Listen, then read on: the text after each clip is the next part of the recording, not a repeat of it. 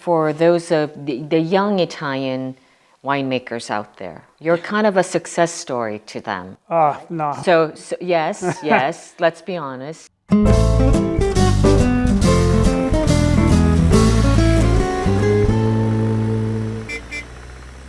Italian Wine Travel with Stevie Kim.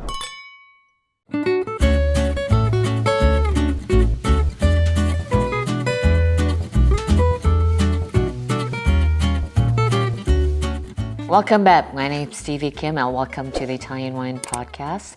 And we are still in Bordeaux. Actually, we're in Sauternes, Chateau Kim, the iconic winery of this area. It's very exciting and we have a surprise for you. So there is an Italian element to all this, and that is Lorenzo Pasquini. Hello, applause, everybody. applause. Because he is now the, I believe, the state manager and the technical director. Yes, part of a team and below Piero. I'm very lucky, very privileged. You know, there was already an Italian element here because the Lur-Salus family, the previous owners, their name comes from Lur, which is the German branch, and Salus, which comes from Saluzzo in Italy now. So there was already a little bit of Italy here. So how did you become to this place with this very important role at such an early age? Tell us a little bit about yourself to our audience who are less familiar. Indeed, I'm very lucky, extremely privileged to have this opportunity. I was the winemaker in Argentina at Cheval des Andes for 4 years, which is also overviewed by Pierre Lurton, who founded the estate in 1999. And I was there for 4 vintages. At some point I wanted to come back to Europe, get closer to my family.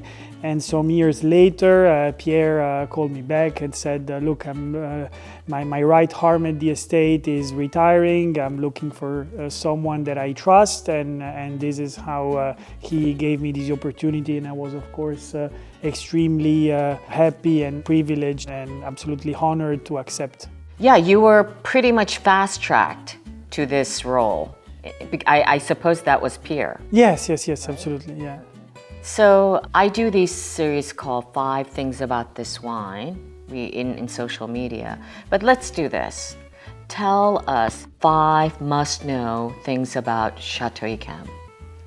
First of all, Yquem and Sauternes in general is based on a natural paradox that it's called the noble rot, which is the transformation of the worst enemy of viticulture, the Botrytis cinerea, the grey rot, that transforms, thanks to natural microclimatic conditions, into something that we call the noble rot, which is the capacity of Botrytis to bring the grapes to a second life, a second level of concentration, aromatic expression, and also capacity to travel through time. These wines are very expressive when they are very young, but they can also live almost for centuries, more than 1 century. They really have an extended relationship with time. And this is only based on natural conditions, so probably that's the first thing that we should know when we talk about Yquem and Sauternes in general. The second is that Yquem is an estate with an incredible human history.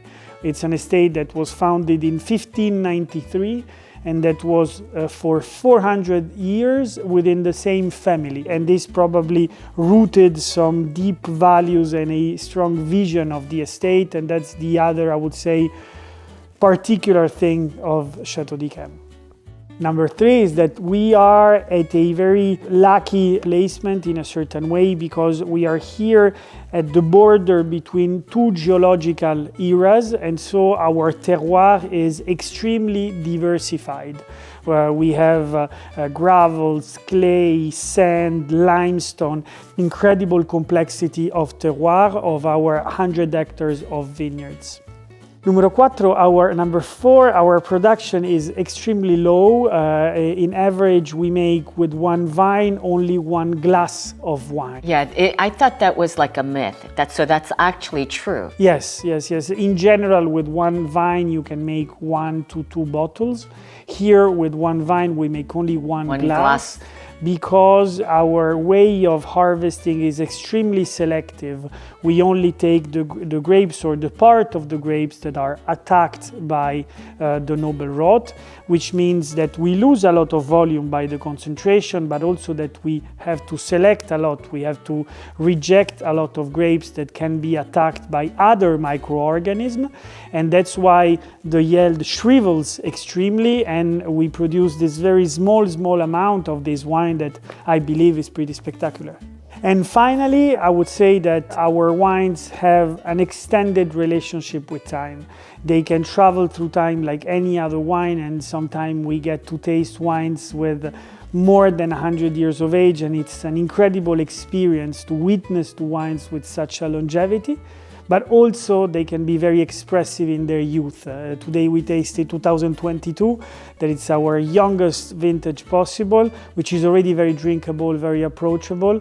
And I think that's, very spectacular to have wine that can at the same time be very ageable, but also very drinkable when they are very young. So, you gave me this tasting note today from the vintage 2022, and I like to quote what it says: a crazy year, a crazy vintage, which is literally extraordinary, opening up a new interpretation of the meaning of time at Ikem. So this was not an easy vintage, right? Not at all. Was the driest and hottest vintage ever recorded at the estate, 22. Maybe it's an image of what will be the climate with the climate change. So of course we were very worried about these conditions. We were actually asking ourselves whether we would make any chem or not with these conditions.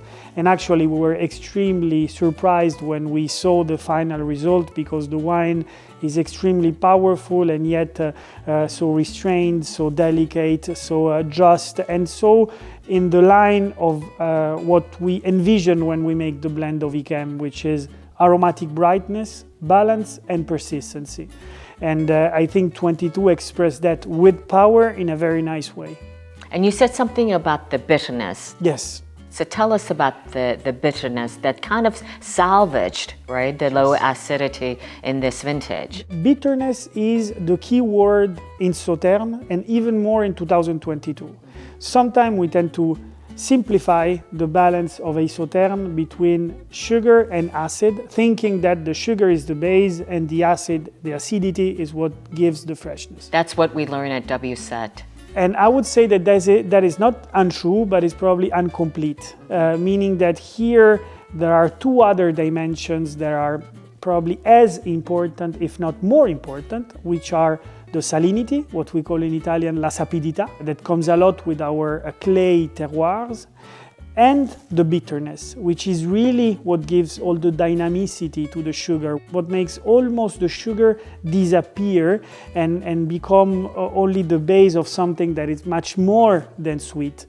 Lastly, as a bonus question, I think for those of the young Italian winemakers out there, do you recommend them to go abroad and have other experiences? How would you advise a young winemaker who is a little less sure of himself, and these are challenging times for wine in general?